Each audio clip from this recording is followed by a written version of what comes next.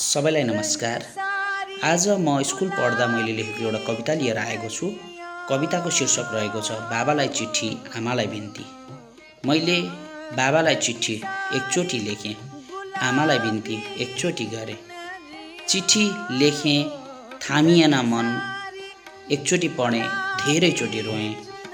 मन भारी भयो च्यातेर हेरेँ। बाबा रक्सी नपिउनु है, बाबा मलाई हेरेर रक्सी नपिउनु है, गाँजा भाङ केही नखानु है। तपाईँले खाए तपाईँको चेतना मर्नेछ। यता मेरो पढाइ बिग्रन्छ, मेरो सिर्जना मर्छ, मेरो सपना मर्छ। बाबा रक्सी नखानु है। आमा प्यारी आमा, बाबाले रक्सी पिउँछन्। आमा बाबाले रक्सी पिउँछन् भनेर छाडेर नजानु है। तिमीले छाडे बा एक्लै हुन्छन्, बाबाले दोस्रो बिहे गर्छन्। अनि म एक्लो हुन्छु, मलाई माया कसले गर्छ। बा एक्लो हुन्छन्, दोस्रो बिहे गर्छन्, म एक्लो हुन्छु, म टुरो हुन्छु। फेरि मेरो सिर्जना मर्छन्, मेरो प्रतिभा मर्छन्, मेरा सपना मर्छन्, म टुहुरो हुन्छु। धन्यवाद। मैले यो एउटा कविता कक्षा 7 मा हुँदाखेरि लेखेको थिएँ। सामाजिक समस्यासँग सम्बन्धित भएर आदरणीय हाम्रो मीना अधिकारी म्याडमले लेख भन्नुभएको थियो। अनि त्यो कविता लेख्दै गर्दाखेरि मैले त्यतिखेर चाहिँ व्यक्त गर्न सकिनँ। अलिकति मलाई डर लाग्यो, केही भयो। त्यसपछि मैले शीर्षक चेन्ज गरेको थिएँ है।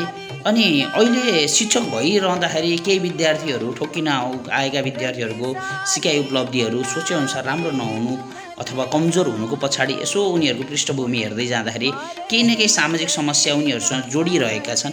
यस कवितामा भएको म पात्र के, शिक्षक साथीहरू, के तपाईँको वरिपरि त छैनन्? यो म पात्र, जुन म पात्र यो कवितामा छ, के थाहा तपाईँहरूकै वरिपरि पो छन् कि? उनीहरूका ती प्रतिभा, सिर्जना र क्षमतालाई, त्यसको दियोलाई यस्ता सामाजिक समस्याहरूले पो निभाइरहेको छ कि अथवा निभाउँदैछ कि?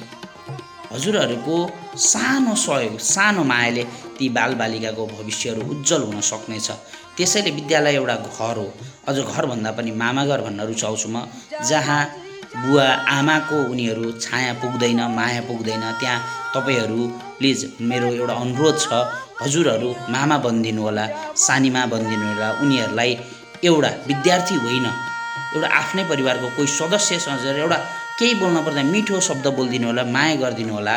उनीहरूले तपाईँलाई अबको 20 वर्ष, 30 वर्ष, 40 वर्ष संसारको जुनसुकै कुनामा गए पनि तपाईँले उनीहरू अहिले कमजोर भएको बेलामा समाएको यो कल, यो हात, यो छेड उनीहरूले सम्झिरहनेछन्। उनीहरू ठुलो मान्छे हुनेछन्। यति भन्दै आजलाई म बिदा हुन चाहन्छु। धन्यवाद।